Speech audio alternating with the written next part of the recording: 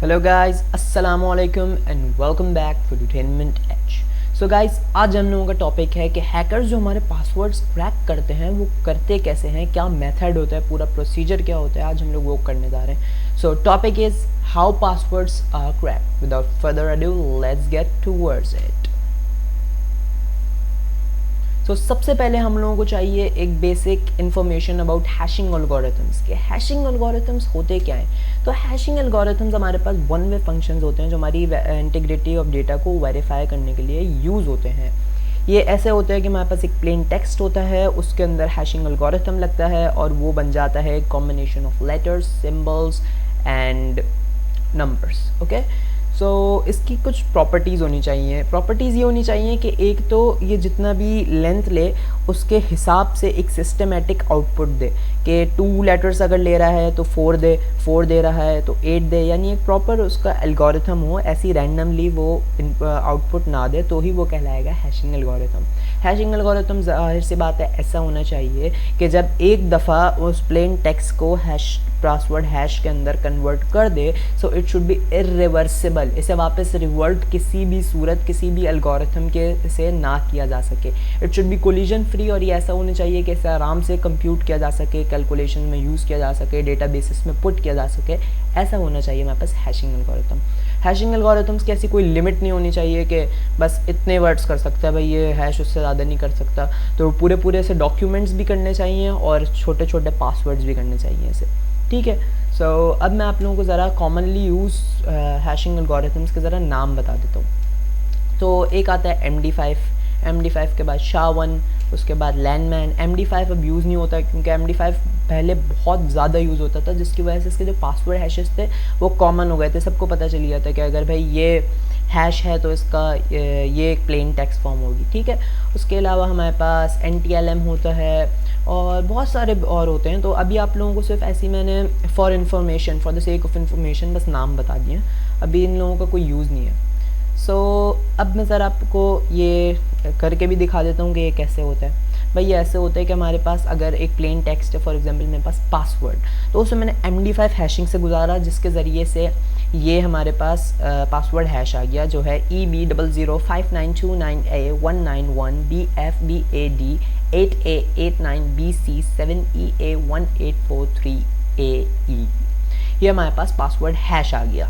ठीक है, सो अब ज़रा हम लोग फेसबुक की उसको देखते हैं कि अगर हम लोग फेसबुक के लिए साइन अप होने के लिए जाते हैं तो हमारे पास क्या मांगा जाता है। तो हमारे पास ये सब चीज़ें मांगी जाती हैं। तो ज़रा जल्दी से मैं इन्हें फिल करके आप लोगों के सामने लाता हूँ।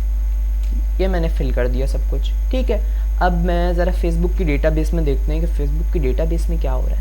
फेसबुक की डेटाबेस में मेरा सीरियल नंबर आ गया भाई। अब मुझे नहीं पता कि ये मेरा सीरियल नंबर या नहीं है। ठीक है, तो नेम आ गया मेरा हुज़ैफ़ा फ़रहान। ठीक है, ईमेल एड्रेस आ गया मेरा Huzaifa Farhan 3022@gmail.com। Mobile number इसलिए नहीं आया क्योंकि यूज़र नेम के लिए एक चीज़ मांगी जाती है, या तो भाई आप ईमेल एड्रेस दे दें या तो आप मोबाइल नंबर दे दें, उसे हम लोग आपका यूज़र नेम बना देंगे। एज इन लोगों ने भाई मेरी जो डेट ऑफ बर्थ मांगी थी उसके ज़रिए से निकाल ली। जेंडर इन लोगों ने पूछा था और इन लोगों ने बता दिया कि भाई मेल है। ठीक है, और पासवर्ड जो है वो इन लोगों ने पासवर्ड की फॉर्म में, जो प्लेन टेक्स्ट था उसकी फॉर्म में नहीं रखा बल्कि हैश्ड फॉर्म में रखा। ठीक है, कभी कभार सॉल्टेड फॉर्म में रखते हैं, सॉल्टिंग में एंड में आएंगे। ओके, सो फॉर एग्जाम्पल हम लोग ये सपोज करते हैं कि फेसबुक की वेबसाइट ब्रीच हो गई। ठीक है, तो हैकर को जब हमारा फेसबुक की डेटाबेस मिली तो उसे ऐसे मिली, तो अभी भी वो हमारे पास लॉगिन नहीं हो सकता। इसलिए नहीं हो सकता क्योंकि फेसबुक लॉगिन के लिए 2 चीज़ें मांगते हैं, एक ईमेल एड्रेस और एक पासवर्ड। तो अगर वो मेरी ईमेल एड्रेस डाल के जो पासवर्ड हैश था वो एंटर करता है तो वो लॉगिन नहीं होगा। ठीक है, अब क्या करें भाई, इतनी मुश्किल से वेबसाइट ब्रीच की, अब क्या किया जाए। अच्छा भाई, अब उसके पास 3 ऑप्शन है, rainbow tables, dictionary attack and brute force attack. ठीक है, सबसे पहले रेनबो टेबल्स होते हैं बड़े बड़े मोटे मोटे टेबल्स जिसके अंदर मोस्ट कॉमनली यूज पासवर्ड्स जो होते हैं वो एंटर हुए होते हैं। ठीक है, for example cricket, food, ABCD बहुत कॉमनली यूज पासवर्ड है, तो इनके पासवर्ड हैशेस रेनबो टेबल्स में मिल जाते हैं। एक एग्जांपल ज़रा मैं आप लोगों को दिखा देता हूँ। crackstation.net एक बहुत मशहूर वेबसाइट है, इसके ऊपर में जो हमारे हैशेस थे ये अगर मैं डालूँ तो देखें क्या होता है। ज़रा जो पासवर्ड का जो हैश मेरे पास शो हो रहा है तो मैंने एंटर किया, तो as you can see result में मेरे पास पासवर्ड आ गया, क्योंकि पासवर्ड भी एक बहुत ज़्यादा कॉमनली यूज पासवर्ड है। ठीक है, सो हमारे पास पासवर्ड सक्सेसफुली क्रैक हो गया। ओके, नेक्स्ट चीज़ हमारे पास आती है डिक्शनरी अटैक। सो डिक्शनरी अटैक के अंदर हमारे पास होती हैं वर्ड लिस्ट। वर्ड लिस्ट होती हैं एक बड़ी सी टेक्स्ट फाइल जिसके अंदर ऑल पोटेंशियल पासवर्ड्स, याद करें पोटेंशियल पासवर्ड, जिसके अंदर हम लोग अज्यूम कर रहे हैं कि ये पासवर्ड हो सकते हैं।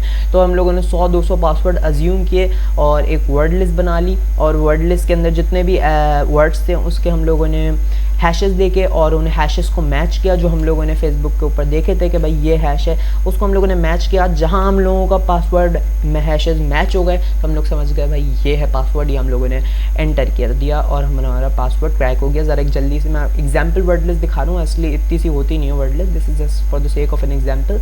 तो मैंने एक बंदा है भाई सोहेल, उसके मैंने ये सारे पासवर्ड्स अज्यूम किए कि भाई ये हो सकता है, मैं उसे जानता हूँ, उसकी बर्थडे 4 अप्रैल को आती है और उसके अलावा उसे मैंगो अच्छे लगते हैं, उसे लोग शाह सोनी भी बोलते हैं। तो भाई मैंने एक उसके लिए वर्ड लिस्ट बना ली, छोटी सी एग्जाम्पलरी वर्ड लिस्ट है, और उसके अंदर फिर मैंने पासवर्ड हैशेस को देखा जो मेरे पास फेसबुक में शो हो रही थी। तो मैंने देखा कि ये जो पासवर्ड के जो हैश आ रहा है, पासवर्ड का पासवर्ड हैश मैच हो गया, तो मेरे पास पासवर्ड क्रैक सक्सेसफुली। ठीक है, last and the most commonly use जो मेथडोलॉजी है वो है ब्रूट फोर्स अटैक। इसके अंदर आपको वेबसाइट ब्रीच भी करने की ज़रूरत नहीं है, लेकिन इसके अंदर हम लोगों को बहुत ज़्यादा मेहनत करनी पड़ती है, बहुत ज़्यादा टाइम लेना पड़ता है, बहुत ज़्यादा मेमोरी देनी पड़ती है, बहुत अच्छा प्रोसेसर होना चाहिए आपका ब्रूट फोर्स अटैक के लिए।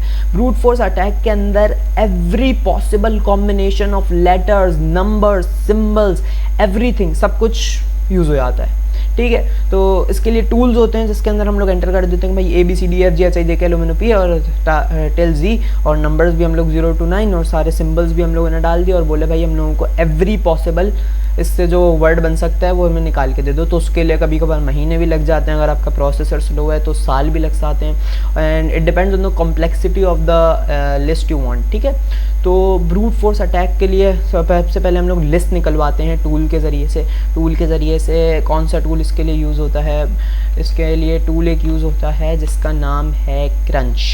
क्रंच के ज़रिए से लंबी लंबी हम लोगों को लिस्ट निकाल के देता है। उसके अंदर उसके बाद हम लोग हाइड्रा या जॉन दी रिपर के ज़रिए से उस वेबसाइट के अंदर वो सारे पासवर्ड्स डाल के देखते हैं। तो हम लोग क्योंकि मैनुअली तो ये काम किया नहीं जा सकता, अब अगर फॉर एग्जांपल 2 मिलियन अगर आपको वर्ड्स 2 मिलियन वर्ड्स की अगर आपको लिस्ट निकाल के दी है क्रंच ने, तो अगर आप मैनुअली एंटर करने बैठेंगे तो आई होप आप लोग कर सकें।